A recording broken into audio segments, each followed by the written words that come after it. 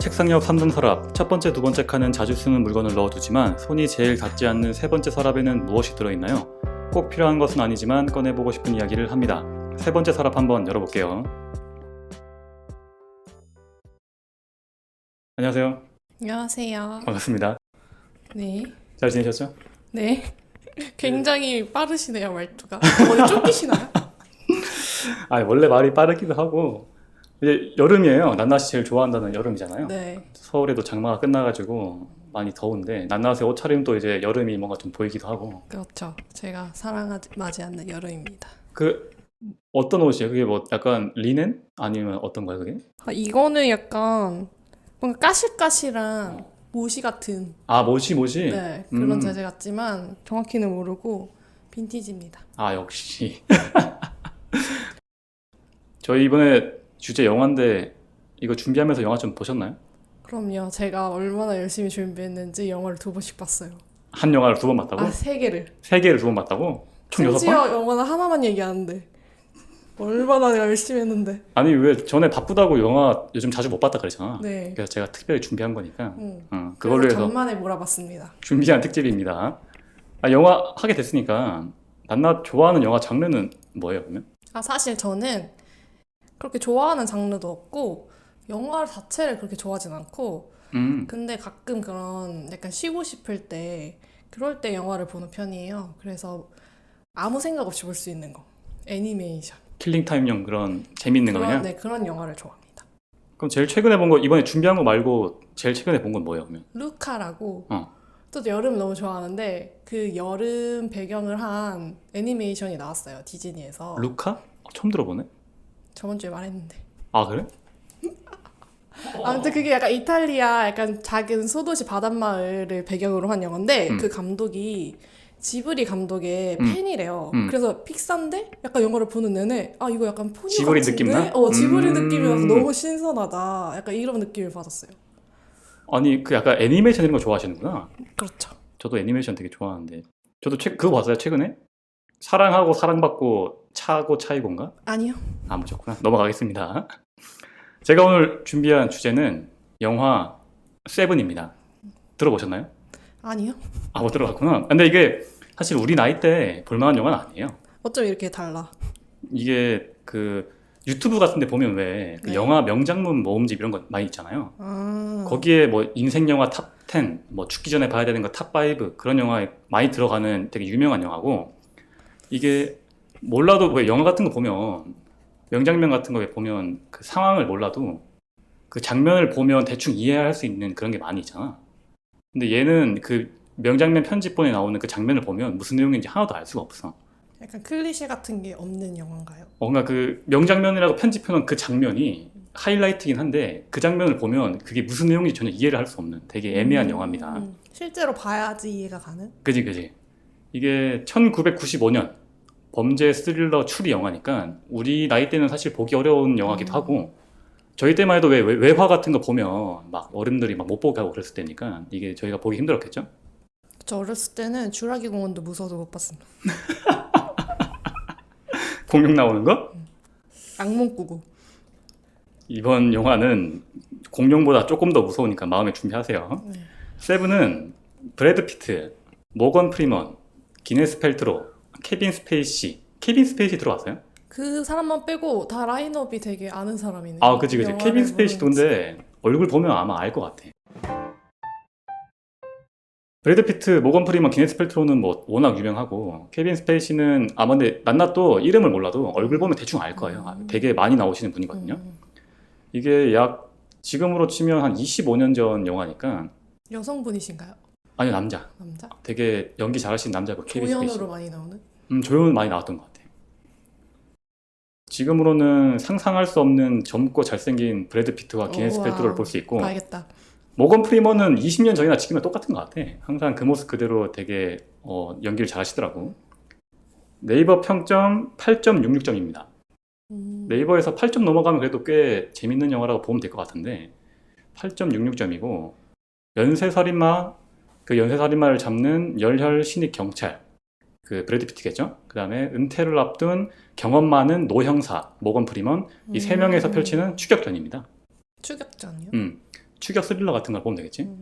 제목이 세븐인 이유는 카톨릭에서 왜 그 7대제 이런 거 들어보셨어요? 7개의 대제, 7제종, 뭐 7종제 이런 게 있는데 지난 시즌 1에서 이군에게 많이 들었던 기억이 납니다. 보통 이제 교만, 탐욕, 시기, 분노, 욕정, 식탐, 나태 7개가 나오는 건데 영화 내에서 이 7개의 죄가 차례로 등장하게 되기 때문에 영화 제목이 세븐입니다. 근데 이거 약간 범죄 영화인데 이거 영화 내용 하기 전에 약간 물어볼 게 있어가지고 약간 또 이게 종교적인 약간 그런 메타포 같은 게 많은 영화인가요? 근데 그런 게 은근히 없어요. 그냥 그런 거 없어요? 딱 7개의 죄만 딱 약간 모티브로 가져오고 나머지는 다 깔끔하네요. 현대 딱 그런 범죄물 같은 거야. 그래서 난나타한테 하나 물어볼게요. 우리 왜 범죄자에 대한 처벌을 우리 법정에서 하게 되잖아요. 네. 근데 인간적으로 죄에 비해서 형량이나 책임이 너무 작게 느껴지는 그런 판결이 많이 있죠. 그래서 법 개정이라든지 뭐 청소년법 뭐 이런 거 나름 관심 있는 주제긴 한데 오늘은 뭐 다룰 주제는 아니고 다음에 한번 하도록 하고 낱낱한테 만약에 우발적으로 살인이 아닌 여러 건의 계획적인 살인을 이제 연쇄적으로 한 범죄자가 보통 사이코패스라 그러지? 그렇죠. 눈앞에 딱 있어. 일명에 대한 피해를 많이 끼친 범인이 있고 그 판단을 형량을 딱 결정할 수 있는 권한이 낱낱한테 있는 거지. 그럼 어떤 형량을 내릴 것 같아요? 뭐 보통 뭐 사형, 무기징역, 뭐 10년, 20년 뭐 이렇게 왔다 갔다 하잖아. 그렇죠. 그냥 단편적으로 딱 생각했을 때 무조건 사형이죠. 무조건 사형? 네. 좀 강경한 입장이구나. 왜냐면 제가 자세한 기준은 모르지만 그런 법 관련된 그런 프로그램을 정말 좋아하는 친구가 있어요. 그알이나 알쓸법자 같은 그런 프로 터돌이가 있는데 이런 애들이랑 이 주제에 대해서 솔직히 얘기를 많이 나눠요. 평소에도. 그런데 항상 법이 피해자의 편에 있다고 생각하지 않을 정도로 너무 감형을 결국 무기징역으로 해도 감형되면은 나중에 모범수로 나올 수도 있는 거고. 그지. 그런 사례들이 너무 많다 보니까 사람들이 약간 너무 경각심이 없어? 사이다가 없다 보니까 그래서 사람들이 그런 알쓸법장이나 그알 같은 거를 많이 보는 이유도 그런 것 같고. 오히려 그런 이유 때문에? 그래서 뭐 법에 대해서 관심도 많은 것 같고 왜 최근에 모범택시라는 드라마도 약간 그런 사이다를 긁어주기 위해서 나온 드라마잖아요. 그래서 그런 얘기가 계속 나오는 이유도 법이 너무 약하다. 그래서 조금 더 형법을 조금 더 세게 하는 그런 쪽을 좀 선호하시는. 그러면 형량 선고 말고 버튼이 2개 있다고 했을 때 1번 버튼은 누르는 순간 범인을 없애버리는 버튼이 있어. 그러니까 범인은 뭐 죽든 아니 우주로 가든 알 수는 없는데 우리 사회에서 아예 없어지는 거야. 2번 버튼은 이제 경찰에게 연행될 수 있는 버튼이 있어요. 지금 범인이 낱낱 눈앞에 있고 1번을 누르면 그냥 사회에서 갑자기 없어지는 거고 2번을 누르면 경찰에게 인도돼가지고 이제 사법 체계를 따라가겠죠. 뭘 누를 것 같아요? 그건 또 1번 못 누를 것 같은데. 2번? 그냥 사법 체계로 넘어가게? 그렇죠. 하긴 이게 좀 생각해 본 적이 없는 주제라 가지고 좀 지금 갑자기 말하기 좀 애매하긴 하네. 마음 같아서는 되게 1번인데 근데 혹시나 진짜 그 사람이 무죄면 그걸 내가 정확히 알 수 없으니까. 근데 막 진짜 사이코패스 같은 범죄 같은 경우에는 확실하게 막 밝혀진 범죄자들이 많잖아. 그런 사람들 내가 분노를 평소에도 이런 우라가 있는 사람이어가지고 이군이 이런 질문을 했을 때 약간 생각을 다시 하게 됐습니다. 그러면 마지막 질문. 좀 힘든 질문일 수 있는데 그냥 막연한 살인자가 아니라 내 주변 사람, 나를 아끼는 사람을 죽인 범죄자가 눈앞에 있어. 그럼 1번, 2번. 근데 이게 진짜 사적 복수가 약간 허용되냐 안 허용되냐 이거잖아. 그치, 낱낱에는 어떻게 생각하는지 그런 거에 대해서. 한국 정서상 1번 누르면 안 돼. 아니 한국 따지지 말고 부들부들 대다가 2번을 누르겠지? 그러니까 결국에 2번 누를 것 같아? 실제로? 약간 이런 데서는 조금 의외네. 나 좀 강경하게 그냥 눌러버릴 줄 알았는데 저는 1번입니다. 참고로. 어쨌든 뭐 힘들고 어려운 문제긴 한데 뭐 언젠가 한번 얘기할 기회가 있겠지만 오늘은 영화가 좀 주제니까 그냥 가볍게 하고 넘어갈게요. 네. 잡담은 이제 그만하고 본론으로 영화 세븐 바로 시작합니다. 시작! 한 남자가 출근 준비를 하고 있어요. 그 사람의 이름은 소머셋 형사. 그냥 이름이 기니까 소형사라고 하면 될 것 같고 위에 나온 주연 중에 모건 프리먼이 연기를 하고 나이가 지긋하고 이제 은퇴를 눈앞에 둔 나이 많은 형사로 나옵니다. 소형사님이 있고 출근 준비를 막 하고 있는데 장면은 바로 살인사건 현장으로 넘어가요. 소형사가 현장에 진입을 하고 먼저 도착한 수사관이 그냥 일반적인 치정사건, 살인사건으로 이제 보고서를 쓰고 끝내자고 한 다음에 이 수사관은 약간 사건을 좀 빨리 마무리하고 싶어 하는 것 같아요. 소형사가 현장에 진입을 할 때 옆에서 갑자기 찾아온 신입경찰 밀스, 브래드 피트가 연기합니다. 완전히 아세이 초짜는 아니고 다른 구역에서 한 5년 정도 이제 근무를 하다가 이번 이쪽 구역으로 넘어온 신입 형사 같은 느낌이에요. 그래서 막 소머셋 상태는 약간 애기처럼 보이겠지. 5년짜리 경험이 있어도. 그래서 막 밀스가 현장을 막 누비고 다닙니다. 소형사가 밀스를 불러가지고 잠깐만 얘기를 좀 하자라고 하니까 밀스가 아니요, 저는 그냥 관할 구역을 좀 보고 싶어요 라고 하면서 소형사의 말을 무시해버려요. 소형사가 다시 불러가지고 밀스 왜 여기로 지원했냐 물어보니까 굳이 여기로 온 이유가 뭐야? 그러니까 밀스가 당신이 은퇴하기 전까지 이곳에 있던 이유와 같지 않을까요? 라고 하면서 당신이 형사로 지금까지 있는 이유와 뭐 같지 않겠냐 뭐 이런 느낌으로 말을 하는 거지. 그러니까 소형사가 조금 갸우뚱하면서 다시 물어요. 너는 여기로 전근 오기 위해서 굉장히 애썼다고 하던데 왜 그런 거야? 라고 하니까 밀스가 또 무시하면서 그냥 일하러 왔으니까 그냥 넘어가시죠 라고 하면서 막 현장에 들어갑니다. 장면은 소형사의 집으로 넘어가가지고 소형사가 좀 특이한 버릇이 있어요. 메트로놈 아시죠? 네. 저 옛날에 공연할 때 많이 썼던 건데 네. 그 박자 같은 거 맞추기 위해서 딸깍딸깍 거리는 기계가 있거든요. 네. 그거를 항상 머리맡에 켜놓고 잠자리에 드는 버릇이 있습니다. 그래서 약간 강박이네요. 그런 것 같아요. 그래서 메트로놈을 켜고 잠자리에 들게 돼요. 장면이 다시 바뀌어가지고 월요일이 시작됩니다. 직장인들이 가장 좋아한다는 월요일이죠. 평화로운 가정집에 밀스와 아내는 트레이시인데 기네스 펠트로가 연기하고 밀스와 트레이시가 잠을 자고 있어요. 굉장히 사랑스럽고 남편을 무한한 배려를 하는 그런 속 깊은 아내로 나옵니다. 밀스가 출근 준비를 하는데 복장에서 성격이 좀 드러나요. 밀스는 정장을 입고 있지만 되게 꾸깃꾸깃한 셔츠에 막 느슨한 넥타이를 메고 있고 소형사는 되게 구김없이 깔끔한 정장 차림으로 출근을 하거든요. 소형사는 되게 원칙적이고 정적인 느낌이고 밀스는 되게 활동적인 느낌이지. 갑자기 울리는 전화벨, 밀스의 출동 전화입니다. 네. 트레이시가 살짝 눈을 뜨면서 아 그런 전화가 난 너무 싫어서 이쪽으로 온 건데 어쩔 수 없구나 라고 하면서 이미 예전부터 이런 생활을 되게 염증을 느끼는 그런 부인으로 나오거든요. 트레이시를 달래고 밀스가 현장으로 출동을 합니다. 비가 추적추적 내리고 있는데 밀스가 커피를 들고 소형사를 기다리고 있어요. 약간 상사한테 좀 잘 보이려고 노력하는 것 같아. 소형사가 오니까 커피를 딱 건네는데 소형사가 무시하면서 그냥 들어갑니다. 오늘도 현장은 좀 당연하지만 살인사건 현장이에요. 현장이 되게 음침한데 비가 오는 날씨에 굉장히 어두운 실내로 계속 들어가거든요. 실제 영화 장면에서도 형사들이 들고 있는 후레쉬 말고는 빛이 거의 안 보여. 얼굴도 안 보이고. 현장은 커튼으로 모두 가려져 있고 불빛도 촛불 같은 희미한 빛밖에 없는 거야. 근데 바닥에는 막 쓰레기가 널브러져 있고 바퀴벌레들이 막 득식득식 합니다. 형사들이 시체가 있는 곳으로 가는데 시체 피해자가 조금 이상하게 죽어 있어요. 엄청나게 큰 거구에 뚱뚱한 남자가 식탁에 앉아가지고 스파게티가 가득 담긴 접시에 얼굴을 파묻은 채로 죽어 있는 거야. 이거 19금인가요? 19금은 없어요. 없어요. 어. 그러니까 고어. 아니 그렇진 않아. 근데 그렇지 않아요. 그런 장면은 거의 없고 그냥 일반적인 우리 보는 살인사건 현장 같은 느낌. 근데 이 사내가 그냥 큰 게 아니라 화면을 시체가 가득 채울 만큼 엄청난 거구에 시체가 딱 있는 겁니다. 찬장을 딱 열어보니까 스파게티 소스 캔이 가득 채워져 있고 밀스가 이런 말을 해요. 이거 그냥 심장마비로 죽은 거 아니에요? 묻거든요. 그러니까 그 말을 무시하고 침착하게 현장을 딱 둘러보니까 시체가 조금 이상해. 손과 발이 묶인 채로 이제 의자에 앉아서 죽어 있는데 손과 발목에 약간 이렇게 저항한 흔적, 손이 묶여 있는데 막 비빈 상처가 엄청 많이 있는 거야. 그리고 시체가 앉은 식탁 아래 양동이가 하나 있는데 그 밀스가 자세히 보니까 토사물이 가득 담겨 있는 거지. 먹고 토하고 하다가 이렇게 죽은 거예요.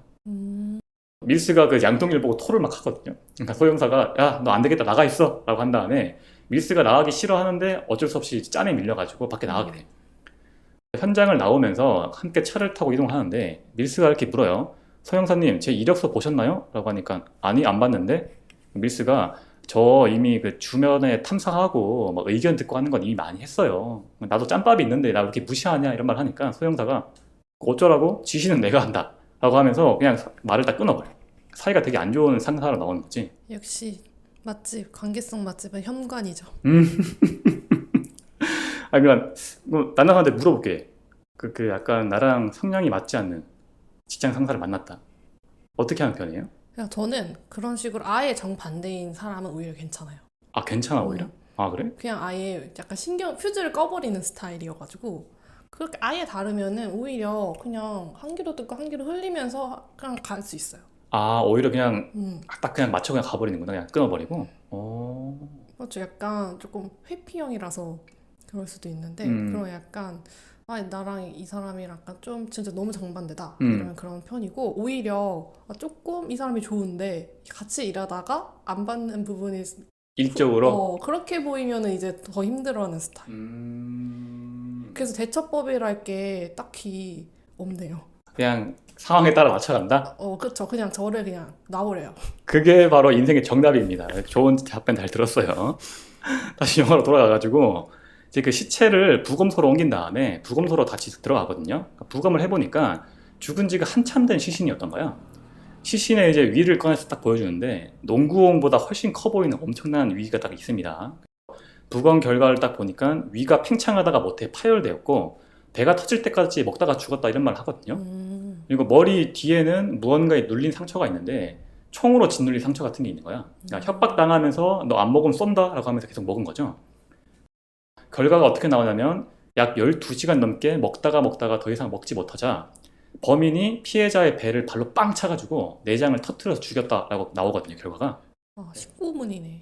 그런가? 근데 그 장면이 정확히 나오진 않는데 설명이 나오는 거지. 꼭 보세요. 현장에는 또 특이하게 2장의 영수증이 나와요. 그러니까 중간에도 음식이 모자르면 계속 왔다 갔다 하면서 음식을 채워놓고 계속 먹였다라는 걸 얘기하는 거예요. 되게 황당해하면서 이 결과를 가지고 상관, 약간 뭐 반장님 같은 느낌이겠지? 상관의 보고하러 경찰서로 들어갑니다. 그래서 소형사가 어떤 말을 하냐면 이거는 그냥 죽인 게 아니라 위험을 감수하고 저지른 계획 범죄입니다. 연쇄적으로 이어질 것으로 보여요 라고 하니까 그 반장님이 아니 그냥 살인사건일 수도 있잖아. 일 크게 벌리지 마. 마치 그 영화의 그 누구는 뭐 깡패 수사 안 해본 줄 알아? 그런 느낌으로 커트를 치려고 하는데 소형사가 단도직입적으로 딱 말합니다. 나는 지금 은퇴 딱 6일 남았고 이런 사건 못 맡는다. 저는 손 뗄래요? 그러니까 뭔가 직감적으로 딱 느끼고 있는 거예요. 이게 너무 큰 사건이라는 걸. 그러니까 상관이 아니 약간 좀 기를 약간 죽이면서 그러면 이 사건 누가 맡아? 너밖에 맡을 사람 없는 거 알잖아. 소형사한테 되게 예의를 좀 갖추는 느낌이 있어서 약간 짬도 있고 약간 실적도 있고 하다 보니까 나름 동등한 위치에서 대하는 그런 모습을 보여주거든요. 그러니까 소형사가 2가지 제안을 해요. 나는 은퇴가 얼마 안 남았으니까 이 사건에서 빼주세요. 첫 번째. 2번째는 이거 밀스 같은 신입이 맡기엔 너무 사건이 크다. 그러니까 밀스도 빼라. 라고 하니까 밀스가 발끈하면서 아니 나를 왜 빼냐? 라고 소리를 치자마자 반장님이 밀스한테 욕을 박으면서 너는 가만히 있어! 라고 밀스를 잘라버리고 소형사한테 부탁을 합니다.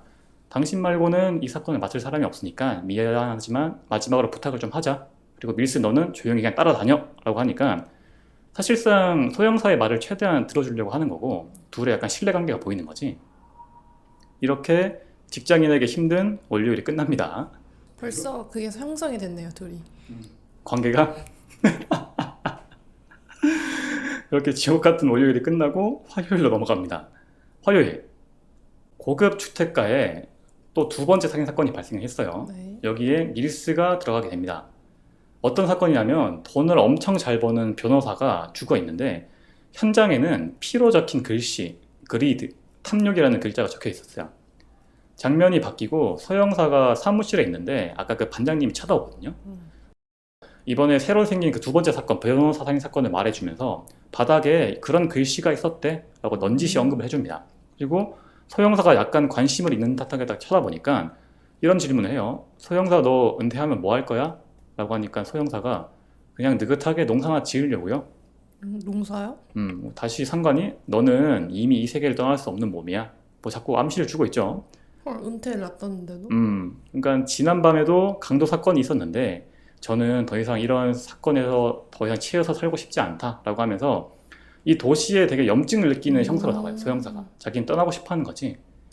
그러니까 반장님이 다시 한 번 더 여기 원래 그런 곳인 거 잘 알잖아. 왜 그래? 이번 사건 좀 잘 맡아줘. 너 말고는 이 사건 맡을 사람 없는 거 네가 제일 잘 알지 않냐? 설득을 하면서 1번 사건은 그 뚱뚱한 시체 있죠? 그 사건 위를 부검하다가 나온 나무 조각 같은 게 있었는데 그걸 딱 건네줘요. 그러니까 1번 사건은 그 뚱땡이 사건이고 2번 사건은 변호사 사건이죠. 그러니까 무언가 딱 그 조각을 딱 보자마자 소형사가 깨달았다는 듯이 1번 사건 현장으로 다시 갑니다. 손에는 그 상관이 전달해준 나무 조각이 들려 있는데 우리 옛날에 왜 고무 파나 같은 거 조각칼로 길게 팔면 고무 조각이 길다랗게 나오잖아요. 네. 그런 것처럼 무언가 길게 나무를 긁은 듯한 그런 조각이 나온 거야, 위에서. 그래서 꼼꼼히 살피다가 냉장고가 있는 바닥에 딱 그거랑 일치하는 조각이 딱 있는 걸 보고 냉장고를 딱 뒤로 빼거든요. 그러니까 냉장고 뒤에는 탐식이라고 하는 메시지와 함께 범인이 남긴 메모가 딱 나옵니다. 어떤 메모가 나오냐면 탐식과 함께 지옥에서 벗어나 빛에 이르는 길은 멀고도 험하다. 이게 뭐냐면 밀턴이라는 사람이 쓴 신라권이라는 소설에 나온 대사거든요. 이 신라권이라는 게 성경을 모티브로 쓰인 소설이에요. 네. 이때 소형사가 딱 눈치를 채죠. 7개의 대제로 이어지는 연쇄살인 사건의 시작임을 딱 알게 됩니다. 탐식, 탐욕 2개 나왔죠? 네. 그래서 소형사가 다시 한 번 이런 말을 해요. 저는 더 이상 못하겠습니다 라고 하고 집으로 가버려요. 실제로 이렇게 하면 바로 모가지 날아갈 텐데 소형사가 얼마나 뛰어난 형사인지 보여주는 거지. 다시 장면은 소형사의 집으로. 무언가를 고민을 하다가 소형사가 결심을 하고 외출을 합니다. 택시를 타고 이동을 하는데 그 택시 창밖으로도 계속 끊임없이 막 경찰들이 출동하는 모습이 계속 나와. 그러니까 배경의 도시가 굉장히 흉흉한 곳이라는 걸 계속 보여주는 거지. 사실상 소형사가 약간 코난이 아닐까 싶을 정도로 소형사가 움직일 때마다 막 범행이 막 발생을 하는데 소형사가 택시를 타고 간 곳은 도서관입니다. 경비가 굉장히 자연스럽게 문을 열어줘요. 그러니까 퇴근하고 경비가 지키고 있는 약간 심야 시간대인데도 소형사를 되게 반갑게 맞이하거든요. 그러니까 소형사가 나 몇 개만 쳐다보고 갈게. 경비가 그러시죠, 들어오세요 라고 하면서 막 되게 친근하게 인사를 합니다. 평소에도 소형사가 굉장히 자연스럽게 왔다 갔다 했다는 걸 보여주는 거지. 소형사가 도서관에 가가지고 7개의 죄와 관련된 서적들을 꼼꼼히 막 찾아보고 그 동시에 반대편에서는 밀스가 집에서 혼자서 막 끙끙거리면서 고민을 하고 있어요. 그런 밀스를 되게 안타깝게 바라보는 트레이시도 보이고. 수요일입니다. 소형사가 자기가 찾은 자료들을 정리를 해가지고 밀스한테 넘겨줘요. 마지막으로 이제 선배로서 할 수 있는 그런 어떤 일을 해주고 떠나려고 준비를 하는 것 같아요. 밀스가 전달받은 자료를 보면서 머리가 더 터질 것 같아. 그래서 막 고민을 하고 있는데 이때 형사 사무실에 밀스랑 소머셋이 같이 앉아 있었거든요. 그때 한 통의 전화가 딱 걸려옵니다. 트레이시예요. 밀스가 트레이시한테 조용하게 이렇게 얘기해요. 트레이시 일할 때는 전화하지 말라 그랬잖아 라고 하니까 굉장히 부드럽게 얘기하는 게 딱 나오는데 밀스도 평소에 영화에서 어떻게 나오냐면 소형사나 아니면 다른 수사관들한테 굉장히 좀 싸가지 없게 대하는 모습이 나오거든요. 근데 트레이시한테는 되게 꼼짝 못하는 그런 되게 다정한 남편으로 나옵니다. 그래서 트레이시가 갑자기 소형사를 바꿔달라고 하는데 밀스가 마지못해 바꿔줘요. 그러니까 트레이시가 소형사를 자기의 집으로 저녁 식사에 초대를 하게 됩니다. 소형사도 좀 눈치를 좀 보다가 알겠습니다 라고 하고 수락을 딱 하게 돼요. 그래서 밀스의 집으로 딱 가가지고 저녁 식사를 준비를 하고 있는데 밀스랑 트레이시의 그 연애 스토리가 잠깐 나오거든요. 네. 둘이 이제 고등학교 때 만나가지고 결혼까지 결심을 하게 됐고 트레이시가 이런 말을 해. 저는 연애 처음 할 때부터 밀스랑 결혼하기로 결심을 했어요. 그러니까 서로 엄청나게 의지하고 사랑하는 모습을 보여주는 겁니다. 이거 약간 플래그 같은데. 뭐야, 말하지 마. 네. 소형사가 외투를 딱 벗는데 그 경찰들이 왜 이렇게 멜빵 같은 걸로 총을 이렇게 딱 들고 있는 거 있죠. 그 총이 슬쩍 보이니까 트레이시가 깜짝 놀라면서 너무 싫어하는 모습을 보이거든요. 그러니까 이런 말을 해요. 매일 보는데도 익숙해지지가 않아요. 트레이시는 이제 범죄와 함께하는 삶을 좀 받아들이기 힘들어하는 모습이 계속 보입니다. 안낫은 내가 좋아하고 사랑하는 사람이 내가 싫어하는 일에 몰두하는 그런 상황이 있다 라고 하면 어떻게 할 것 같아요? 저는 사랑을 그만둡니다. 사랑을 포기해버려? 네. 아니 그러니까 어쨌든 그거랑 사랑이랑 그 싫어하는 일을 몰두하는 걸 참는 거랑 같이 갈 수는 없다고 생각해요. 양립할 수 없다? 한 명이 계속 참아야 되니까. 그러니까 이미 사는 사람이 그 일에 몰두를 하고 있는데 말릴 수 없을 바에는 그냥 차라리 내가 떠나겠다. 놓아주겠다? 네. 어... 그게 양쪽이 사는 길이 아니겠나. 음... 계속 대답을 하다 보니 나처럼 살면 절대 영화 같은 일이 발생하지 않아. 생담이 없다. 나라도 살겠다 일단. 그러니까 읽어보자. 이런 소시민에게는 절대 이런 일이 발생하지 않는 이유가 여기 있는 것 같네. 좋은 답변 잘 들었습니다. 다시 영화로 돌아가가지고 둘이 즐겁게 막 셋이서 식사를 하고 있는데 도시니까 막 전철이 지나갈 거 아니야. 네. 전철이 지나가니까 집이 통째로 흔들려요. 그러니까 밀스가 막 되게 욕을 하면서 이런 말을 합니다. 이사할 때는 몰랐는데 지나고 보니까 이런 집 있는 걸 이제 알게 됐어요. 부동산 사기의 현장을 보게 되는 거지. 형사를 등쳐먹은 그 어떤 부동산 사기 현장. 난나 또 왜 이사 몇 번 해서 알겠지만 네. 이사할 때 되게 중요하게 봐야 될 거 많잖아. 그쵸. 그런 거 다음에 한번 특집을 한번 해주세요. 좋네요. 그런 거 한번 근데 해주기로. 아무리 골라도 살아보면 또 나와. 어쩔 수 없어. 살아야만 알 수 있는 그런 불편한. 하긴 밀스 같은 형사도 당하는 거 보면 그러니까. 어쩔 수 없는 것 같아. 딱 집 그렇게 한번 보러 갔을 때는 그런 걸 모른다고요. 다 적응의 동물이다. 절대로 영화 같은 일을 보도하지 않는다. 이걸 좀 이렇게 그냥 집이 되게 불안정한 걸 좀 다시 해석을 좀 해보면 집이라는 게 되게 개인한테 안락한 장소가 돼야 되는데 안 그래도 불안한 현실에서 집마저도 편안함을 주지 못하는 그런 밀스 부부의 생활을 보여주는 것 같아요. 되게 불안불안 위태위태하는. 일상이 흔들리고 있는 거지.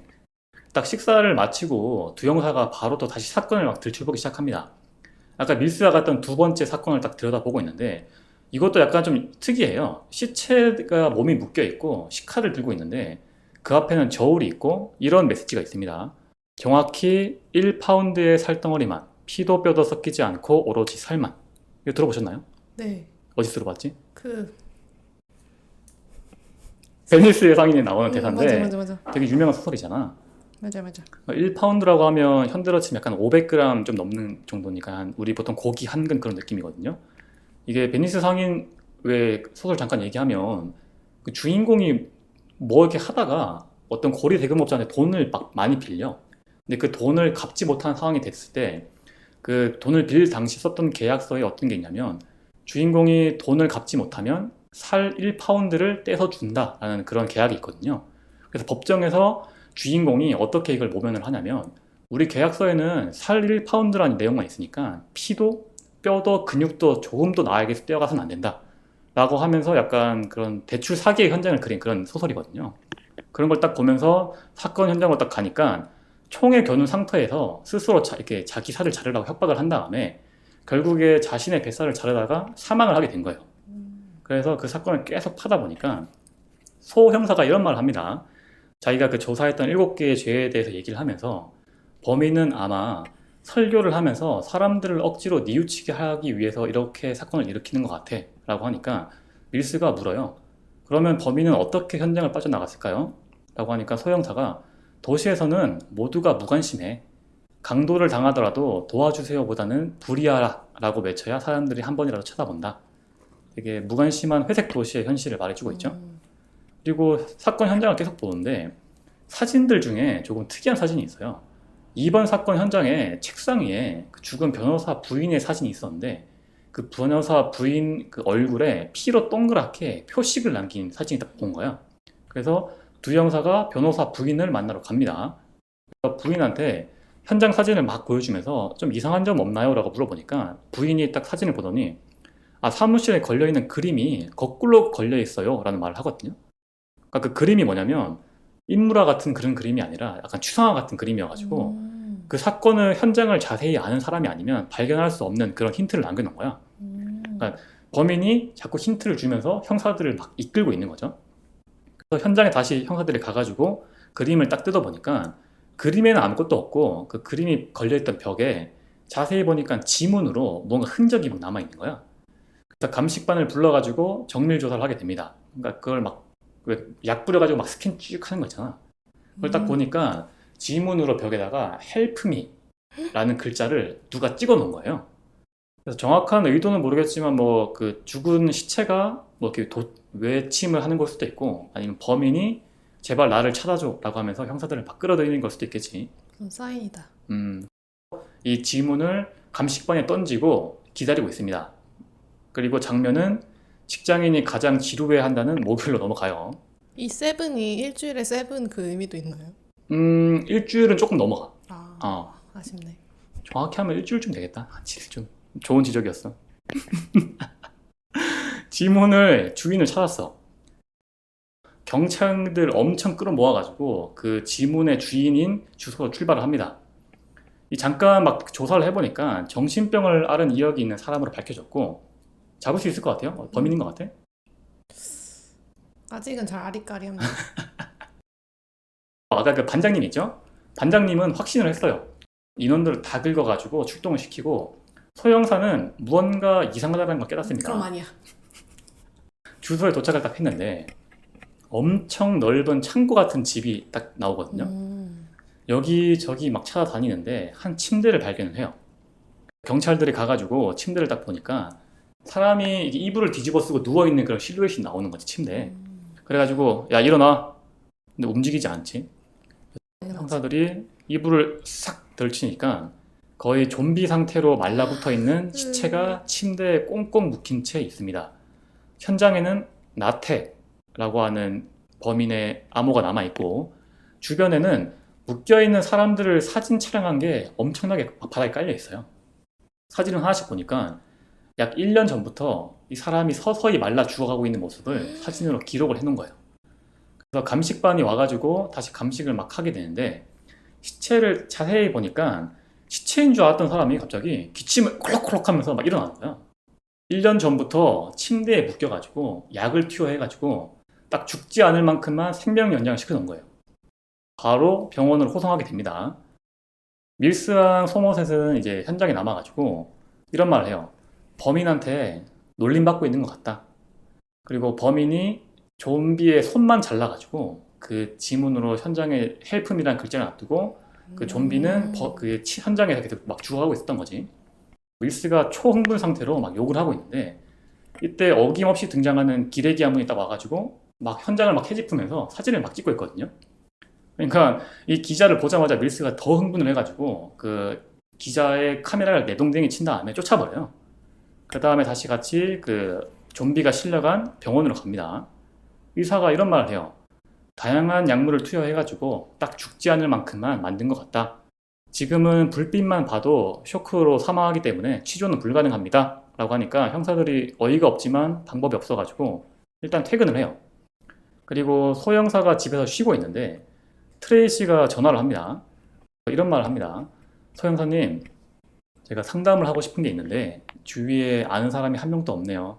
라고 하니까 소 형사가 자기도 처음에는 거절을 하려고 하다가 어쩔 수 없이 다음 날에 잠깐 만나기로 해요. 트레이시도 약간 기댈 곳 없이 여기저기 옮겨 다니는 그런 상황을 보여주는 거지. 금요일입니다.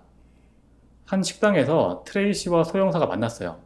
트레이시가 이런 말을 합니다. 저도 왜 형사님을 불렀는지 잘 모르겠어요. 주위에 아는 사람이 한 명도 없거든요. 저도 힘들지만 밀스한테 부담을 주고 싶지는 않아요. 스스로 익숙해지는 수밖에 없겠죠? 자신보다 밀스를 먼저 걱정하는 그런 모습을 보여주거든요. 소 형사가 고민 있으면 말해보세요 라고 하니까 트레이시가 임신한 사실을 알려줘요. 고민을 하다가 소머셋이 어떤 말을 해주냐면 저도 거의 결혼까지 간 여자가 있었는데 그 여자가 임신을 했다. 근데 자신은 도저히 키울 자신이 없어가지고 이런 환경에서 애가 태어나도 제대로 잘할 수 있겠냐라는 스스로한테 의문을 던지면서 그 여자와 헤어졌다 라고 얘기를 하거든요. 자기 사정을 말하면서 동시에 자기 변호를 하고 있는 거지. 그러면서 마지막에 하지만 그 결정이 옳은 결정이었는지 지금도 매일매일 생각을 해요. 자신도 어떻게 해야 되는지 모르겠다라고 말을 하고 있고 마지막으로 트레이시한테 아기를 낳던 말던 당신의 선택이지만 낳지 않을 거라면 밀스한테 알리지 말고 낳을 거라면 그 아이를 위해서 모든 것을 다 해주세요 라고 말하면서 소 형사도 담담하게 자기 입장을 얘기는 하지만 알고 보면 스스로도 계속 고민하고 있는 약간 세상에 완벽한 사람 없다고 인간은 좀 다르지만 저마다의 고민이 있잖아요. 소 형사도 나이가 많지만 그런 한 인간일 수밖에 없다는 걸 보여주고 있어요. 이때 울리는 출동 전화. 전화가 아니라 삐삐입니다. 삐삐 아시죠? 써봤어요? 보긴 봤어요. 삐삐라고 왜 옛날에 그 전화 없을 때 쓰던 그 삐삐가 출동 전화를 울리고 여기 차가지고. 지금 같으면 카톡으로 이제 막 소집을 하겠지만 이때는 삐삐가 나옵니다. 1995년이니까 빨리. 사무실로 넘어가가지고 밀스가 이런 말을 해요. 범인 그냥 미친놈인 것 같다 라고 하니까 소 형사가 아니야 미친 게 아니라 그렇게 생각을 하면 범인을 잡을 수 없다. 우리 그냥 미친 거랑 사이코패스랑은 좀 결이 다르다 보니까 1년 전부터 계획을 하고 한치의 오차도 없이 준비를 하고 있어 라고 하니까 밀스가 아니에요. 그냥 그놈은 책을 좀 읽은 미치광일 뿐이에요 라고 하니까 그 코난에 왜 그런 거 있지? 뒤에 번쩍하는 거 그런 거 하면서 소 형사가 무언가 딱 깨달았다는 듯이 또 출발을 합니다. 또 도서관으로 가요. 소형사가 머릿속에 있는 책 목록들을 전부 다 프린트를 쭉 해가지고 밀스한테 야, 너 돈 좀 있냐? 라고 해가지고 밀스한테 그 현금을 좀 삥 뜯어가지고 한 식당으로 갑니다. 식당으로 가가지고 자기가 쭉 뽑은 그 출력물 사이에 그 책 목록이지? 거기에 돈을 살짝 끼워가지고 한 남자를 기다리거든요. 한 남자가 오자마자 아무 말도 하지 않고 그 목록만 슬쩍 줘요. 그리고 그 사람이 사라지면 그 밀스랑 소형사 두 명이 이발소로 이동해가지고 1시간 동안 기다립니다. 무슨 상황인지 알겠어요? 밀스는 근데 무슨 상황인지 몰라. 혼자 막 삐져 있거든요. 서형사가 달래려고 다른 사람한테는 말하지 마 라고 하면서 방금 만난 그 남자는 FBI 사람인데 항상 도서관을 감시해. 모든 대출되는 책들의 데이터를 만들고 특히나 핵이나 히틀러 같은 주제의 책을 빌리는 사람들을 항상 감시를 한다. 국가에 의해 가지고 이제 사람을 막 감시하는 그런 걸 보여주는 거지. 자기가 생각하는 범인과 관련된 목록들을 다 넘겨가지고 그 책을 대출한 사람을 찾겠다라고 하는 거예요. 그러니까 밀스가 깜짝 놀라면서 소형사의 짬에서 나오는 그런 노하우를 보면서 놀라는 거죠. 그래서 1시간 뒤에 그 FBI가 와가지고 내역을 딱 주니까 그 메모지에는 존 도라는 사람의 이름이 적혀 있습니다. 형사들이 존 도의 집으로 찾아갑니다. 근데 이게 되게 애매한 게 형사들의 입장에서는 되게 애매한 상황이거든요. 그러니까 불법적으로 증거를 채취를 했기 때문에 체포영장이 없기 때문에 존 도가 범인이라고 확신을 해도 체포를 할 수가 없는 거야. 오히려 체포를 했다가는 불법 증거물로 해가지고 존 도를 풀어주게 만드는 그런 상황이니까 소형사가 이런 말을 해요. 우리는 그냥 간단하게 몇 가지만 물어보고 빠질 거야 라고 하면서 똑똑똑 합니다. 범인의 집 앞에서. 네. 근데 아무 대답이 없어요. 이때 반대편 계단에서 뚜벅뚜벅뚜벅 한 남자가 걸어옵니다. 네. 남자와 형사들 눈이 딱 마주치고 잠깐 정적이 흐른 다음에 남자가 갑자기 총을 빵빵 쏘고 도망을 쳐요.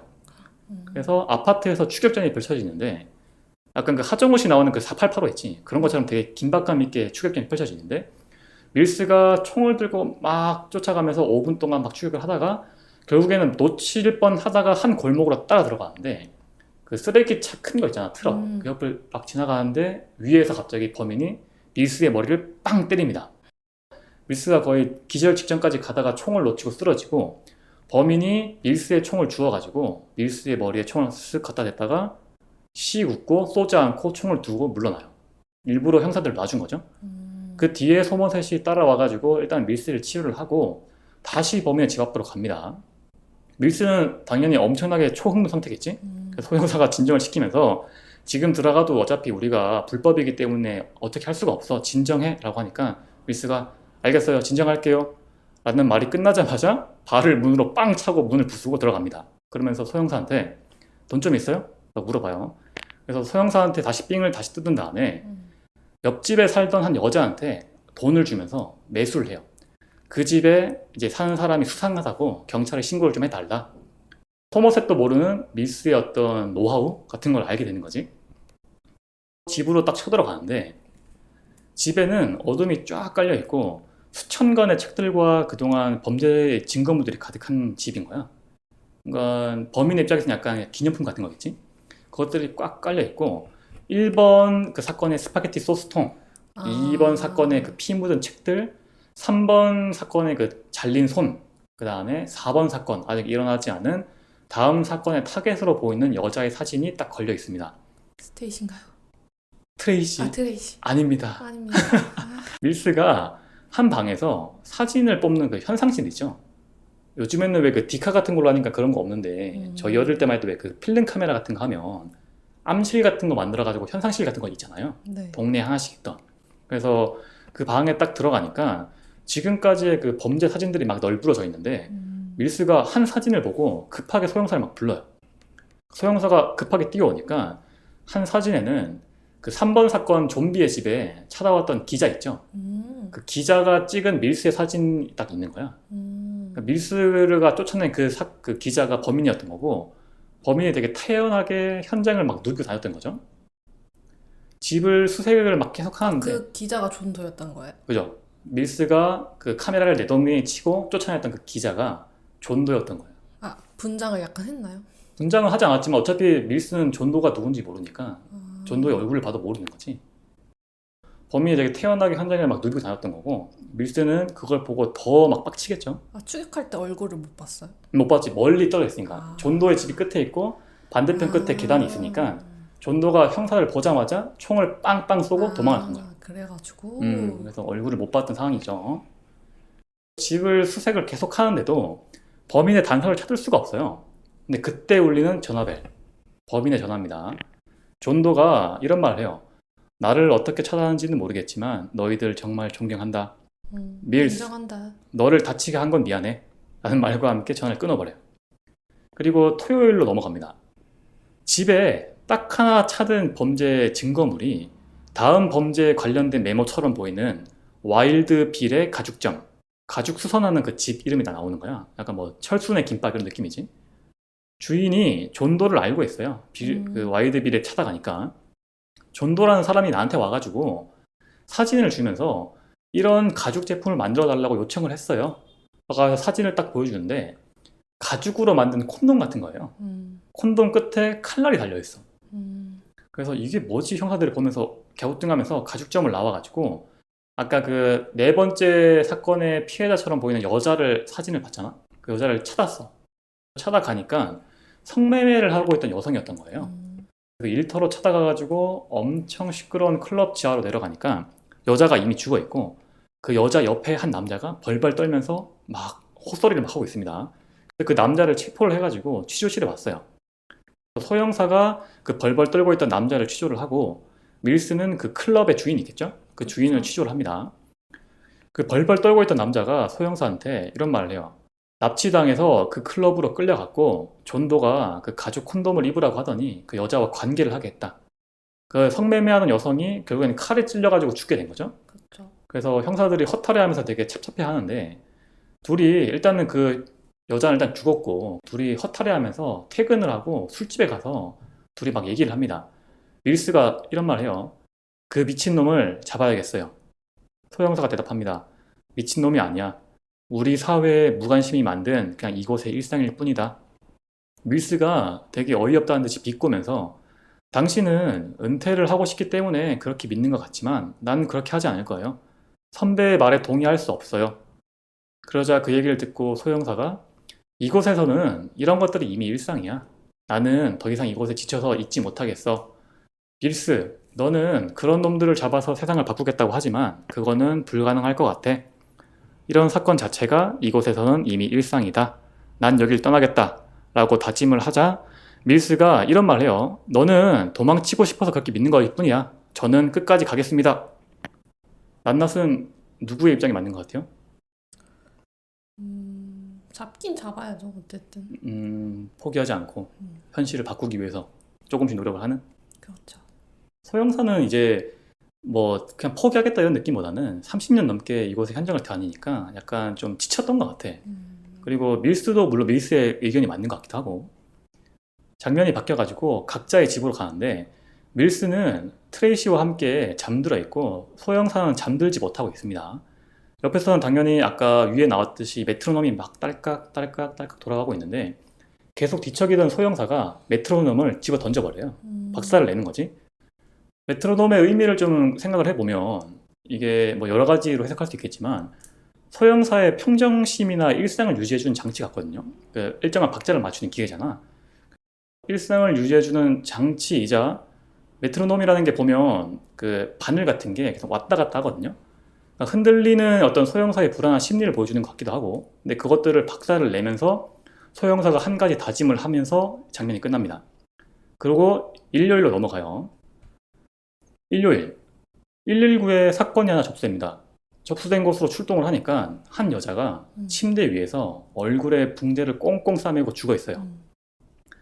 특이해서 이 얼굴에 붕대를 막 풀어보니까 코가 잘려 있고 얼굴 전체에 난도질된 상처가 나 있습니다. 한쪽 손에는 진통제, 한쪽 손에는 전화기가 접착제로 뗄 수 없게 완전히 붙어 있고 범인이 이제 구조 요청을 해가지고 평생 그런 흉악한 흉터를 안고 살거나 아니면 스스로 수면제나 진통제를 먹고 죽거나 선택을 맡긴 거죠. 그리고 그 여성분은 스스로 이제 고통을 참기 힘들어서 이제 약을 먹고 죽은 걸로 나와요. 그리고 벽에는 교만이라는 글이 적혀 있습니다. 형사들이 도저히 감을 잡지 못하고 경찰서로 복귀를 하면서 소 형사는 밀스한테 이런 말을 해요. 나 결심했어. 이번 사건 마칠 때까지 은퇴하지 않을 거야. 라고 결심을 하면서 밀스와 함께 경찰서로 들어가는데 뒤에서 누가 작은 목소리로 부릅니다. 형사님. 근데 주위에 되게 시끄러우니까 밀스가 못 들어요. 그러니까 범인이 존도였거든요. 존도가 형사님! 크게 외칩니다. 그리고 양손에는 피범벅이 돼 있고 그 상태에서 경찰서 현장에서 체포가 된 거예요. 존도를 좀 꼼꼼히 살펴보니까 손가락의 피부를 모두 벗겼어. 그래서 집에서도 지문이 없었던 거고 개인에 대한 기록이 거의 없고 혼자서 숨을 지내다 약간 히키코모리 같은 그런 사람이었던 거예요. 근데 상황이 되게 애매한 게 지금 존도가 자수를 한 상황이기 때문에 신문을 할 수가 없대. 뭐 정확히 모르겠는데 미국에서는 그런가 봐. 자수를 한 상황이라 신문을 할 수가 없고 변호사를 불러가지고 존도가 말하는 것들을 기록을 할 수밖에 없는 상황이에요. 존도가 변호사를 불러가지고 이런 요구 조건을 내겁니다. 내가 지금까지 사건이 총 5개를 났거든요. 남은 2가지 사건의 시체를 숨겨두었다. 오늘 6시에 그 시체를 찾게 해줄 것이다. 하지만 밀스, 소 형사 단 2명만 나와 동반해야 된다. 거절하면 나는 정신착란으로 법원에 탄원할 것이고 경찰이 이 조건을 받아들이면 나는 순수하게 자백을 하겠다. 형사들은 뭐 방법이 없지. 어쩔 수 없이 형사 2명이랑 존도랑 함께 출발을 하기로 하고 방탄복을 입고 총을 딱 맨 다음에 소형사, 밀스, 존도가 함께 차를 타고 출발을 합니다. 존도가 말해주는 장소로 막 달리는데 계속 그 회색 도시를 빠져나와가지고 외곽지로 막 달려나가거든요. 장면은 이제 셋이 함께 타고 있는 차 안으로 넘어갑니다. 이때 그 케빈 스페이시, 존도의 연기가 되게 무서운데 입은 살짝 웃고 있고 눈은 정면을 응시하고 있어요. 흔히 생각하는 사이코패스를 본 적은 없지만 그런 모습일 것 같아. 무심한 듯 되게 새침하게 형사들과 대화를 합니다. 형사들이 존도한테 물어요. 넌 누구지? 존도가 대답합니다. 그건 중요하지 않아. 형사들이 너는 그냥 신문에 화려하게 실리고 싶은 것 뿐이잖아. 라고 하니까 존도가 웬만해서는 사람들은 내 말을 들어주지 않아. 그래서 극단적인 방법으로 진행했을 뿐이다. 형사들이 다시 물어요. 네가 뭔데 우리가 네 말을 들어줘야 되지? 라고 하니까 존도가 나는 그냥 내 할 일을 할 뿐이야.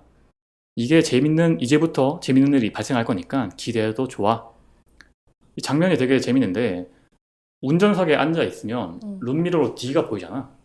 그러니까 소 형사가 운전을 하고 있고 되게 긴장된 표현으로 운전을 하고 있는데 룸밀러로 한 번씩 장면이 왔다 갔다 하면서 존도의 표정을 훔쳐보는 장면이 나오거든요. 네. 소 형사는 되게 긴장을 해 있고 존도는 되게 여유 넘치게 웃고 있는 장면이 나옵니다. 다시 물어요. 너는 네가 할 일을 했다고 하지만 한 가지 모순점이 있어. 존도가 약간 흔들리는 모습을 보이면서 그게 뭔데? 라고 묻습니다. 너는 네가 신의 선택을 받았다고 살인을 해왔지만 그렇다면 네가 살인을 하면서 쾌락을 느꼈는지 느끼지 않았는지 궁금한데? 존도가 대답합니다. 내가 느낀 거는 니들이 나를 취조할 때 느끼는 그런 감정일 거야. 자기가 하는 일에 쾌락을 느끼는 건 나쁜 게 아니지.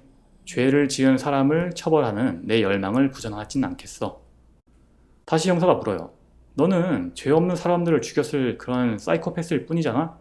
라고 하니까 이때 존도가 엄청나게 흥분을 하면서 자신의 범죄에 대해서 설명을 다 합니다. 그 뚱뚱한 놈, 그 놈 있지? 그 놈은 혼자서 서지도 못하는 되게 역겨운 놈일 뿐이야. 변호사, 그 놈은 돈을 밝히면서 살인자를 변호하는 쓰레기일 뿐이다. 얼굴 상처나서 죽은 그 여자는 아름답지 않으면 살 가치가 없다고 생각하는 그냥 추한 사람일 뿐이야. 그 좀비 있죠? 좀비는 마약 밀매를 하면서 아동 성추행을 하는 그런 추악한 놈이었고 매춘부는 성병을 퍼뜨리는 그런 쓰레기일 뿐이었어. 그들에게 죄가 없다고 할 수 있냐? 엄청난 죄악이 온거리마다 뿌리내리고 있고 흔하다는 이유로 눈 감아주는 것이 일상이 되었어. 나는 더 이상 그렇게 지켜볼 수 없어. 라고 하니까 아까 그 술집에서 네. 밀스랑 소형사랑 대화했던 거 기억나요?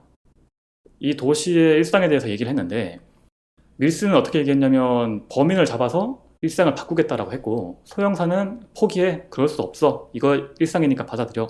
라고 했고 존도는 내가 부정한 방법을 통해서라도 이 세상을 바꾸겠다라고 얘기를 하고 있는 거거든요. 누구의 생각이 좀 마음이 가요? 저는 윌스죠. 밀스? 어쨌든 그 새끼도 범죄자고. 음, 그렇다고 방관하기에는 그럼 법이 왜 있는 건가? 그럼 음, 사법체계는 왜 있지? 약간 이런 생각도 들어요. 최대한 사법체계 안에서 따르는 밀스에 조금 마음이 간다. 그쵸. 그리고 존더에게 이런, 이게 어쨌든 좀 옛날 영화긴 하잖아요. 음, 그래서 자꾸 이런 존더에게 서사가 부여되고 뭔가 의미부여가 되는 게 약간 음, 그때부터 약간 조금 불편하게 느껴진다. 요즘이라면 이런 영화가 좀 흔하진 않겠다. 마치 영화가 그런 범죄자를 좀 그, 옹호하는 듯한 그런, 왜냐면 나는 뭐 이유가 있어서 다 죽인 거고 그 사람들은 다 죄가 있는 사람들이고 원죄를 뭐 뜻하는 사람들이라서 죽은 거다 대표돼서 약간 그런 식으로 말하는 게 너무 마음에 안 들어. 오히려 그것 때문에 마음에 안 든다? 어, 좋아요. 이게 약간 제가 옛날에 했던 그 캉디드라는 거에 보면 음, 그 주인공이랑 막 선생님이랑 막 그 세상을 바라보는 관점에서 얘기하는 게 나오거든요. 그거랑도 좀 이어지는 것 같기도 음, 하고. 다시 영화로 돌아가면 밀스에게 이제 이런 말을 해요. 존도가. 밀스, 너는 나에게 감사해야 돼. 음, 너는 나 때문에 오늘 평생 잊지 못할 거야. 그리고 니들이 날 잡은 거 아니라는 거 알지? 내가 너희들한테 잡혀준 거야. 라고 하니까 밀스가 엄청 흥분을 해가지고 막 욕을 합니다. 음, 존도가 가볍게 무시하면서 저 앞에 차를 세워 라고 해서 허허 벌판에 그 왜 미국에 나오는 그 고속도로 같은 장면 보면 막 허허 벌판 있잖아. 음, 그런데 한가운데 차를 세우면서 세 사람이 내립니다. 존도가 물어요. 지금 몇 시지? 7시다 라고 하니까 존도가 거의 다 됐군. 가볼까? 라고 하면서 세 명이서 동시에 어느 곳으로 이동을 하는데 뚜벅뚜벅 걸어가는데 저 멀리서 트럭 한 대가 접근을 해요. 그러니까 형사들은 당당히 당황을 하니까 음, 밀스가 존도를 바닥에 무릎 꿇리게 한 다음에 소형사가 트럭으로 막 뛰어갑니다. 음, 그리고 트럭에게 총을 겨누고 운전자를 내리게 하거든요. 여기서 이제 잠깐 끊어가지고 음. 영화를 안 보신 분들이 계시면 혹시 영화를 보고 싶다라고 하면 여기서 끊고 영화를 보고 다시 들으시는 걸 추천드립니다. 왜냐면 결말이 다가오고 있거든요. 저는 선택권이 없는 거죠. 너는 그냥 들어. 여기까지 잠깐 정리를 하면 현재까지 5개의 죄, 탐식, 탐욕, 나태, 욕정, 교만이 나왔고 아직 시기와 분노가 남아있는 상황이고 존도가 이 2개의 시체를 보여주겠다고 하고 형사들을 끌고 왔습니다. 다시 영화로 들어가면 아까 그 트럭 기사 있죠? 트럭 기사는 그냥 평범한 배달원으로 보여요. 그리고 밀스라는 사람한테 배달을 왔다라고 얘기합니다. 정각 7시에 배달을 하기로 했고 이 상자를 건네주면 그냥 가도 된다고 했어요 라고 하고 소형사한테 상자를 넘겨주고 그냥 가버려요. 그래서 소형사가 그 상자를 보고 고민을 할 거 아니야. 열까 말까. 낱낱이라면 열 것 같아요. 열죠. 그래서 고민을 하다가 소형사가 상자를 열어요. 근데 밀스는 저기 좀 멀리서 그 존도랑 같이 있죠. 존도가 밀스한테 말을 걸어요. 밀스, 너는 꽤 성공한 인생이던데? 아주 자랑스럽게 했어. 나도 너처럼 살고 싶었는데 말이야. 밀스가 존도한테 닥치라고 하겠죠. 다시 장면은 소형사한테 돌아가고 상자 안에서 무언가를 발견을 하고는 급하게 밀스한테 뛰어갑니다. 장면이 굉장히 와이드하게 넓게 잡히면서 화면 끝에는 밀스랑 존도가 있고 반대편 끝에서는 소형사가 그들한테서 달려가는 게 보여요. 다시 장면은 존도와 밀스에게 넘어와가지고 존도가 또 말을 해요. 자네 그 이쁜 부인 말이야. 트레이시라고 했나? 밀스가 놀라면서 무슨 말이야? 라고 묻습니다. 멀리서 소형사가 밀스한테 총을 내려놓으라고 다급하게 외쳐요. 존도가 말을 계속합니다. 오늘 아침에 밀스 너의 집에 갔는데 말이야. 평범한 남편의 삶을 살아보고 싶었어. 너처럼. 그래서 내가 기념으로 가져왔지. 트레이시의 예쁜 목을. 밀스가 흥분을 하면서 총을 존도에게 겨눕니다. 소형사가 이제 도착을 해가지고 밀스한테 총을 내려놓으라고 조심스럽게 얘기를 하죠. 밀스가 물어요. 소형사님, 상자에는 뭐가 있었죠? 존도가 대꾸합니다. 밀스, 나는 너를 시기했어. 6번째 죄 시기가 나오죠? 밀스가 소리치면서 묻습니다. 형사님, 상자에 뭐가 있냐고요? 제발 아니라고 해줘요. 존도가 밀스를 계속 쳐다보면서 이렇게 말해요. 너의 분노를 나에게 폭발시켜. 7번째 죄에 분노를 만들어 가고 있는 거죠. 밀스는 계속 이제 아니라고 해달라고 애원을 하고 소형사는 밀스를 진정시키려고 하고 존도는 이때 그 상황을 재밌게 지켜보다가 최후의 말을 날려요. 그녀가 나한테 살려달라고 애원하던데? 목숨만은 살려달라고 말이야. 자기는 홀몸이 아니라고 하면서 끝까지 애원했어. 밀스가 허망한 표정으로 존도한테 겨누고 있던 총을 떨어뜨립니다. 아무 대사 없이 세 명의 표정을 교차하면서 보여주고 존도가 이런 말을 해요. 아, 몰랐구나. 여기서부터 한 1분 정도 브래드 피트 밀스가 벙쪄 있다가 분노하다가 소리치다가 막 총을 들었다 놨다 쏠지 말지 고민을 하는 연기가 나오는데 이게 진짜 명장면이거든요. 제가 위에서 말했던 그 유튜브에 나오는 장면이 이 장면인데 그러니까 앞뒤 스토리를 모르면 이게 무슨 장면인지 이해를 못하는 거야. 낱낱이 밀스라면 어떻게 했을 것 같아요? 그냥 쏠지 말지. 근데 이걸 일단 듣고 얘기해봐. 근데 그냥 쏜다고 끝나는 게 아니고 쏘는 순간 존도의 의도처럼 7개 죄가 완성되면서 존도는 되게 행복하게 죽는 거거든요. 어떨 것 같아요? 쏠 것 같아, 말 것 같아? 너무 고민되는데? 나도 1분만 고민해볼게요. 아 진짜 노란하기 싫은데 참는다. 참어? 꼭 참는다. 이 약 물고? 응. 왜? 왜냐면 이 사람 이미 죄가 너무 크니까 어쨌든 최소 사형일 거 아니야. 또 특히나 미국은 또 법이 세니까. 그러니까 진짜 꼭 참는다. 그리고 아닐 수도 있잖아. 빡세. 아, 자기가 직접 못 봤으니까 약간 희망을 좀 품는 느낌인가? 약간 뭔가 좀 그런 느낌이네. 현실을 정말 극단적으로 부정하고 싶다 보니까 눈앞에서 오히려 안 보고 싶은 그런. 행복회로 돌리는 거지. 저였다면 저는 그냥 고민 안 하고 쏠 것 같아요. 저는 그냥 쏠 것 같고 낱낱은 그러면 쏘지 않고 경찰에 인도를 하겠다. 뭐 쐈는지 안 쐈는지는 비밀로 하고 세이브는 여기서 끝입니다. 뭐야? 스트레스 죽었어 안 죽었어? 장난이고 이제 마지막 장면으로 이제 갈게요. 왜냐면 이거 괜히 말 안 했다가 또 욕먹을 것 같으니까. 마지막 장면에 이제 밀스가 결국에는 총을 들었다 놨다 하다가 존도를 쏴요. 소형사는 밀스를 보면서 그 어떤 말도 하지 못합니다. 마지막 장면에서 존도는 이미 죽었고 밀스는 허탈한 표정으로 경찰로 연행이 되고 있고 소형사는 마지막으로 상관한테 잘 부탁합니다 라고 말하면서 자리를 떠나요. 반장님이 물어요. 상관이죠. 어디로 갈 건가? 소형사가 대답합니다. 멀리 안 가요. 근처에 있겠죠. 그렇게 싫어하고 떠나고 싶어하던 일상을 떠나지 못하고 이제 그냥 여기 남겠다고 소형사가 말을 하는 거죠. 그러면서 나레이션과 함께 영화가 끝나는데 이런 말을 합니다. 소형사가 나레이션으로 해밍웨이가 말했다. 세상은 멋진 곳이고 싸워서 지킬 가치가 있다라고. 나는 그 문장의 뒷부분만 인정한다. 1995년 명작 영화 세븐. 진짜 끝! 어떻게 들었어요? 그 부분에만 뭐 공감한다고요? 그러니까 마지막 세상은 멋진 것이고 싸워서 지킬 가치가 있다. 나는 싸워서 지킬 가치가 있다라는 말만 인정한다. 세상은 멋진 곳이 아니다. 멋진 곳이 아니다. 일단 옛날 영화라는 거를 감안하고 보자면은 뭐 재밌는 영화인데 저는 이런 범죄 영화를 제가 왜 안 보는지를 영화를 들으면서 알았어요. 더 스트레스 받아? 못 봐. 아니 왜 무서워서 아니면 스트레스 받아서? 스트레스 받아서.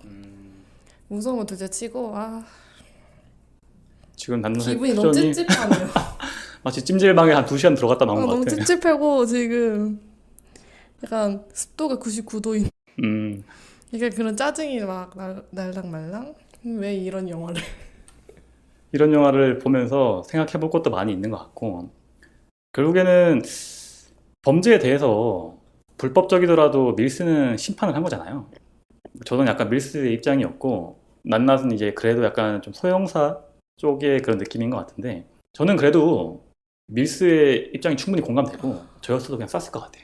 근데 이 존도의 약간 어쨌든 존도의 계획대로 다 7개가 다 완성이 된 거잖아요. 그게 너무 빡이 터가지고. 그죠. 좀 행복한 죽음을 맞이했겠죠. 존도는. 그러니까 사이코패스의 특징이지. 그게 마음에 안 든. 이래서 이 사이다가 없는 영화네. 아니 마지막에 쐈잖아요. 시원하게. 그 사람이 죽는다고 그게 해결되는 게 아니니까. 그치. 이 사람 때문에 7명이 어쨌든 죽었잖아. 그지? 7명이 아닌가? 아, 6명. 죽은 건 6명이고. 그치. 마지막에 밀스는 죽진 않았지만 죽은 채로 윌스는 살아갔죠. 무슨 죄야? 밀스는 이제 존도의 시기를 산 죄지. 그러니까 이게 너무 마음에 안 들어.